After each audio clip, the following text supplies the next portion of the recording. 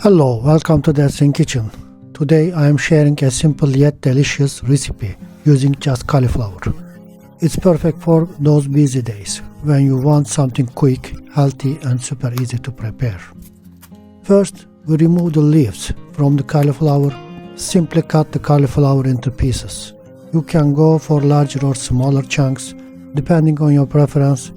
For this recipe I like slightly larger pieces. Now comes the fun part, adding spices. Start with 2 teaspoons of salt, followed by 1 teaspoon of black pepper, oregano, paprika, cumin,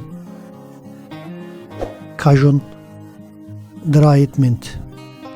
Finally, add 3 cloves of crushed garlic. These spices are just a suggestion. Feel free to customize them to your taste. Next, drizzle 5 tablespoons of olive oil over the cauliflower. This will help enhance the flavor and ensure everything cooks beautifully. Now mix everything together really well. Make sure the spices and olive oil coat each piece of cauliflower evenly for maximum flavor. Spread the cauliflower pieces onto a baking tray lined with parchment paper.